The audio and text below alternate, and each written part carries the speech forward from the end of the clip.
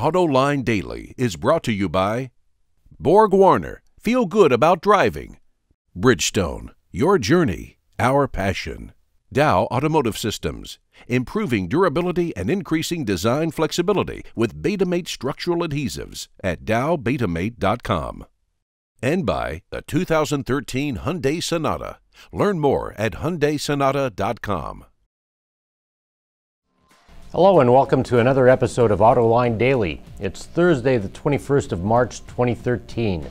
I'm Todd Lassa from Automobile Magazine. Let's get to today's news.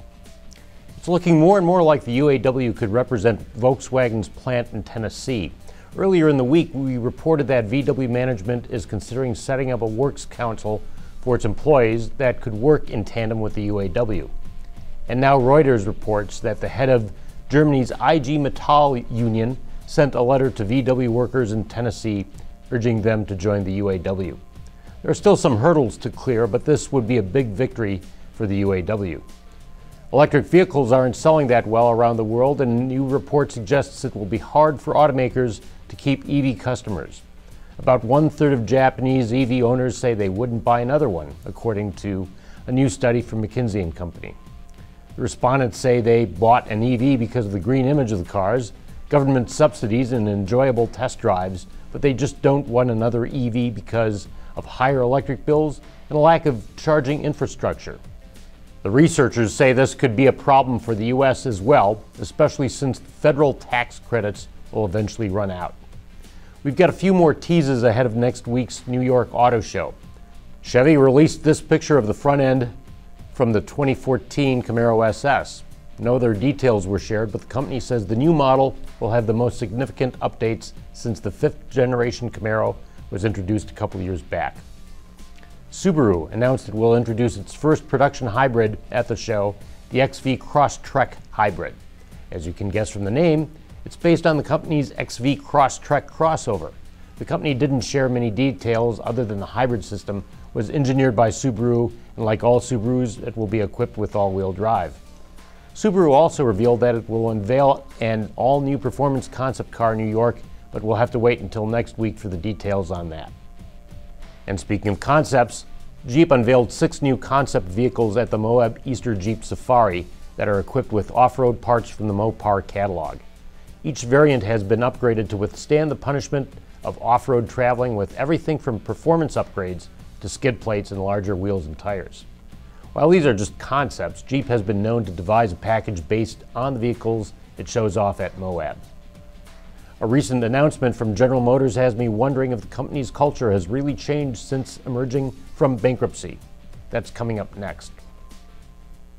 Proven on the track and on roads around the world, Borg Warner turbochargers improve fuel economy and reduce emissions without sacrificing performance. Borg Warner, official turbocharger supplier to the Izod IndyCar Series. A rare positive effect from the 2008 Lehman Brothers collapse, the subsequent GM and Chrysler bankruptcies, and Ford's downsizing is that North American automotive production capacity has declined since 2009. Even when U.S. sales were in the 17 million range, NAFTA capacity for foreign and domestic makes, estimated at 21 million per year, was far too high.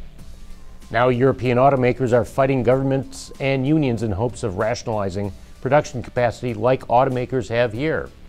So what's NAFTA auto production capacity right now? No one seems to know for sure, though some news from GM indicates it hasn't declined as much as we thought. At the launch of the 2014 Chevrolet Impala in San Diego last week, GM announced it will continue to build the old model to be called Impala Limited and sold only to fleets like its Captiva CUV. Even Ford has finally put the Crown Victoria and Lincoln Town Car to rest. The front-drive Impala got a major facelift for 2006, but it is basically the same car that premiered for the 2000 model year. The Chevy Impala Limited seems like something that would have been sold to Gaz or ZIL if the Soviets were still around.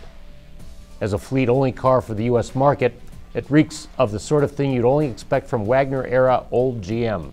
It raises questions about whether company culture has really changed like Ford's and Chrysler's. And speaking of General Motors, we'll have John Manoogian, a former designer at the company, on tonight's episode of AutoLine After Hours. With John out of town, the auto extremist Peter DiLorenzo takes over hosting duties.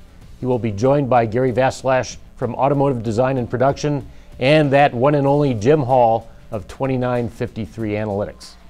So tune in tonight at 6 p.m. Eastern Time for the best insider discussion in the industry. And that's it for today's show. Once again, I'm Todd Lassa from Automobile Magazine. Thanks for watching, and I will see you here again tomorrow.